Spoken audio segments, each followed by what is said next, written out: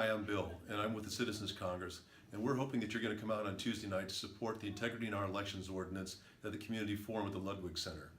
This is an incredibly important ordinance that we submitted last year to the city, and because of a reversal of Dan Carpenter, I have to bring it back again this year. This is a mechanism for publicly funded elections. 84% of Americans believe that money is having corruptive influence on our politics today. In fact, in the local congressional race, only 2% of one candidate's and 5% of the other candidate's money actually came from small donations.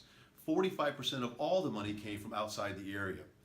The other problem with funding our elections with private funding is it creates the appearance of corruption. Or it can actually cause actual corruption itself, where candidates feel that they have to do something that the investor or the person that gave them the private money has an interest in. What we want to do is remove the corruptive influence of private funding on the election of our public officials. The Democracy Voucher Program is a program which gives all registered voters in the city of San Luis Obispo a $20 voucher which they can redeem with a candidate or candidates of their choice. What that does is it enables all the registered voters in San Luis Obispo to exercise their free speech rights in supporting a candidate, even those without the economic means to do so. It's also important because this allows candidates to run for office who may not have the economic circle in which to support the $12,000 to $15,000 that are required to run a successful campaign for city council. So it enables more discussion of ideas, more contact with voters, and less need for people to get out and call funders. The democracy vouchers enable the candidates to focus on ideas. The full disclosure portion of the ordinance allows us to know who's putting money into the election from outside the area. So for example, candidates, if they were taking private funding, have to report who gives them money on their disclosure papers to the city clerk's office.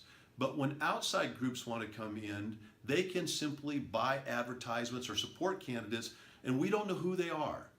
This requires that anybody that spends over $500 on an independent expenditure on the campaign has to list themselves with the city clerk's office so we know who is trying to influence our elections.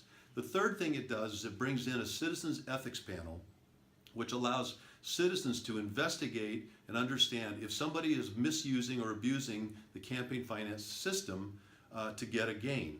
And this is essentially like the Federal Election Commission at the city level. But unlike the Federal Election Commission, which is backlogged for over 3 years, this gives our citizens an opportunity to investigate something in 30 days. So we're hoping that you're going to come out and see this as a priority.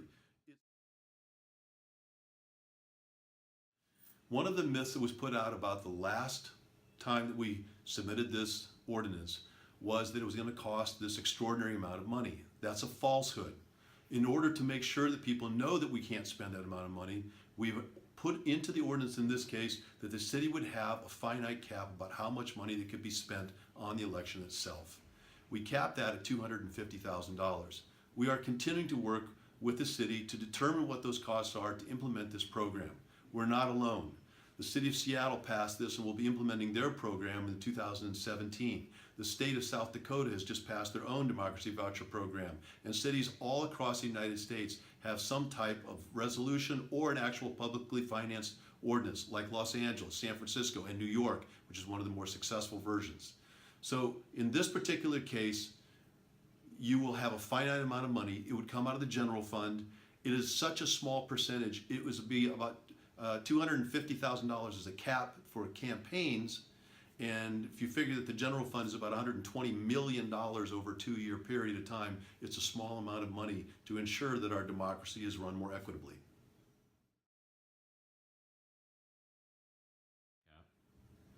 Yes, typically a candidate for city council spends about $12,000 to $15,000 for a campaign. In this particular year, we had 6 people that were running for city office. If you multiply 6 times 15, that's $90,000. No, if you elect to be in the voluntary publicly funded elections program, then you are not allowed to take private money. This matches all rulings by the Supreme Court. This is not an abeyance of any Supreme Court rulings. Supreme Court has said as long as there's an option for private financing, the public financing schemes are fully legal. They've also said that disclosure is really important. Even those people that voted for the Citizens United decision believe that disclosure was important.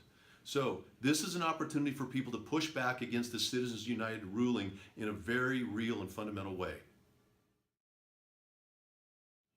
It's important to understand that the Democracy Voucher Program doesn't require you to support only one candidate, or it doesn't stop you from supporting more than one candidate. You can use your $20 voucher to support 1 or 6 candidates to whatever candidates you want.